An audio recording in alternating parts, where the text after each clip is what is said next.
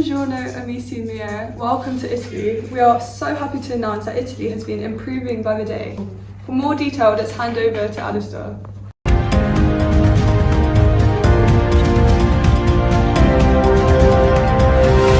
Crime in Renaissance Italy is on the rise. I'm joined now by a few terrified locals to tell us about their experiences. Yeah, basically it's just really scary, like the rise of bandits. It's just like I can't even leave the city, like even being outside I'm just terrified, like I don't know what's going on and it's just really scary, like it's just really bad. That's really sad, and obviously it's become a large problem with violent crime on the rise as well as political crime, which I'm sure we'll hear about now. Yeah, Honestly, it's such a sad thing. Honestly, the organized crime in Renaissance Italy, we've been affected by it. It's been really personally. terrifying, yeah. And have you heard about the Medici family? It's been really awful, scary, honestly. yeah. Absolutely terrifying. We're just happy to be safe at the moment, yeah. It's absolutely horrible. Alright, obviously that comes after the Pazzi conspiracy, which targeted the Medici family. I'm getting breaking news right now. We've just got the description of two of the most at-large bandits. A blonde buzz cut and long hair with glasses.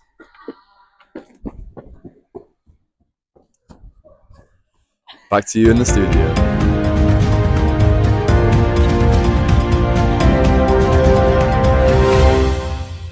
Thank you, Alistair, that was so insightful. Next to Aurelia for the weather.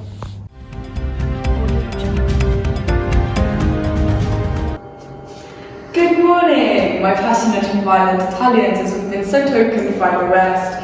Let's take a look at our lovely conglomerate of kingdoms. Starting off with Florence, where things are really starting to heat up as the rise of the merchant class is in full force. International trades are up and the economic value of central and northern Italy is thriving. Not so much in Naples. We're all aware that in the middle of the 15th century, Naples was ruled by Alfonso V, the ruler of the Kingdom of Sicily, who took on the title of the King of the Two Sicilies. Unfortunately, by the end of the 15th century, there was a lot of discourse over who Naples really belonged to, and it was claimed briefly by the French and is now currently owned by the Spanish. But the Spanish only view it as a source of revenue. I know. And that has driven it into a steep and steady economic decline. Background. Genoa was the place of Christopher Columbus, may he rest in peace. Florence was where the Renaissance era is said to have started. Up in the Venetian Republic, about Verona, was where the English author Shakespeare set three of his plays, Romeo and Juliet, Taming of the Shrew, and The Two Gentlemen of Verona. Down in Rome, we have the St. Peter's Basilica, a very old infrastructure that has recently been refurbished to include some Renaissance elements of architecture. And, Thanks for watching, and now back to the studio. Thank you, Aurelia, for telling us about the amazing weather. Now you're all in for a special treat. We're going to be interviewing William Shakespeare. Now over to Eleanor, who's going to be interviewing William Shakespeare.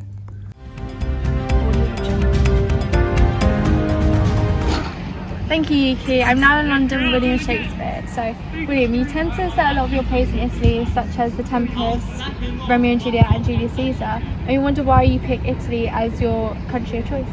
Because Italy's quite an exotic place, and it's got a lot of rich history and rich culture, and I just thought I'd love to explore that throughout my writing.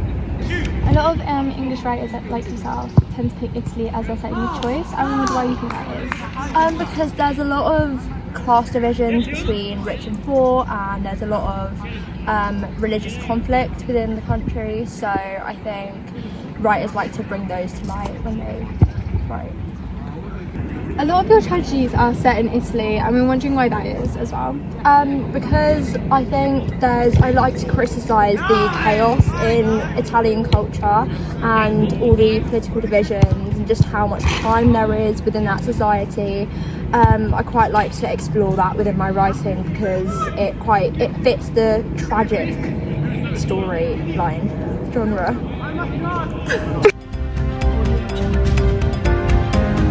Thank you for your time today, and thank you to all our interviewers. We have shown you how amazing Italy is and we can't wait to see you.